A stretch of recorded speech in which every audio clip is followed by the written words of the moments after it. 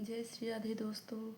तो आज हम सुनाएंगे आपको मोहिनी एकादशी का महत्व। यह वैशाख मास के कृष्ण पक्ष में आती है।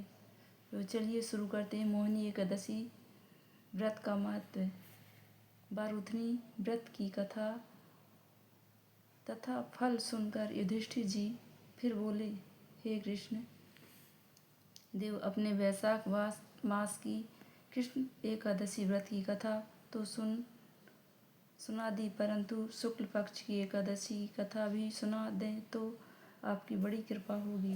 धर्मपुत्र युधिष्ठिर, मोहिनी एकादशी के फल के बारे में मैं गुरुदेव युधिष्ठिर जी की कही गई कथा सुनाता हूँ। एक बार श्री रामचंद्र जी प्रसन्न होकर गुरुदेव वशिष्ठ जी से बोले, हे गुरुदेव, आप आज मुझसे कोई भी वरदान मांग सकते हैं। गुरुदेव वशिष्ठ जी बोले, हे प्रभु, आपका तो नाम लेने से इंसान का कल्याण हो जाता है। अब मैं अपने ही प्रभु से क्या मांगूं?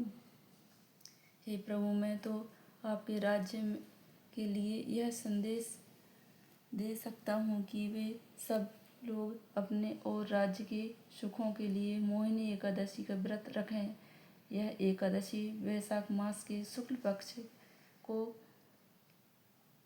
ही आती है। इस मोहिनी एकादशी के व्रत से मनुष्य के सब कष्ट दूर हो जाते हैं और नर नारी मोह माया से के जाल से भी दूर छूट जाते हैं। इस व्रत की एक कथा मैं आपको सुनाता हूँ। मोहिनी एकादशी व्रत कथा।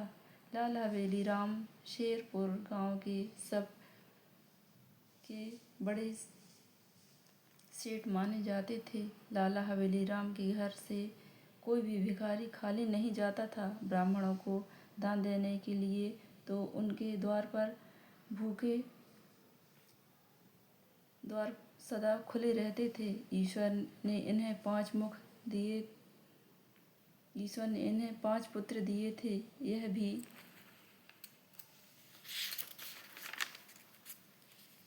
भाग्य की कैसी विडंबना थी कि एक धर्मी बाप का बेटा पापी हो गया हो।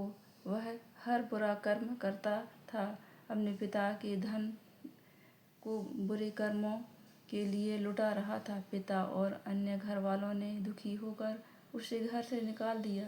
अब तो उसके सारे धन नहीं था। बिना धन के कोई उसका साथ नहीं देता। वह जब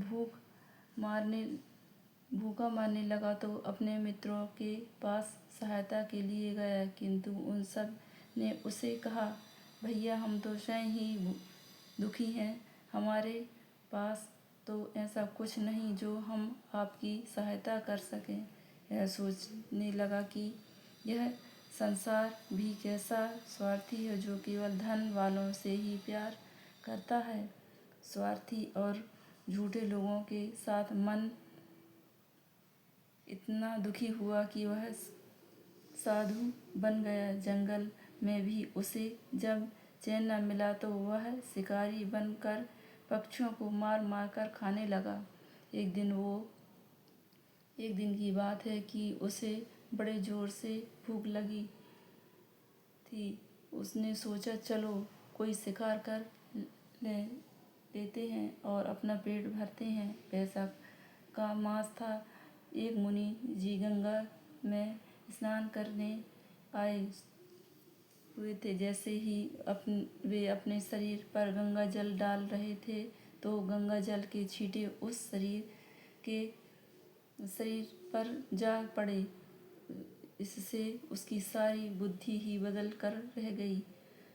वह भी समय मुनि जी के पास गया और हाथ जोड़ता हुआ उनसे के पाँव में गिरकर बोला, हे मुनि श्रेष्ठ, आपकी कृपा से तो मेरी बुद्धि से ही बुराई, पाप, झूठ सब निकल गए। आप मेरे गुरु हैं। आपकी कृपा से मैं आज अच्छा मानव बनने योग्य हो गया हूँ। हे गुरुदेव, आप मुझे मेरे पिछले पापों से बचाने का कोई उपाय बताओ। बेटे, प्रायश्चित करने का सबसे सुखद मार्ग यही है कि तुम मोहिनी एकादशी का व्रत करो, जो वैशाख मास के शुक्ल पक्ष में आती है। बस उसी का व्रत रखकर श्री कृष्ण जी की पूजा करो, तुम्हारा कल्याण होगा। यह उस बिगड़े हुए लड़के ने जैसे मोहिनी एकादशी का व्रत किया, उसके सारे पाप धुल गए। फिर वह अपने घर पिताजी के पास जाकर उनसे क्षमा याचना करते हुए उनके पाँव में गिरकर बोला, पिताजी, मैं पहले पापी जरूर था, किंतु अब मैं पाप से घृणा करने लगा हूँ। अब मैं केवल धर्म कार्य ही करता हूँ। बेटा, यह सब कैसे हुआ? यह सब मोहिनी एकादशी के व्रत का फल है। पिता अपने पुत्र को धर्म मार्ग पर चलते देखकर अति प्रसन्न हुए। उन पर परिवार वालों ने खुशियाँ मानते हुए मोहिनी व्रत करने की प्रतिज्ञा की। यह कथा मोहिनी एकादशी की थी। जय श्री विष्णु।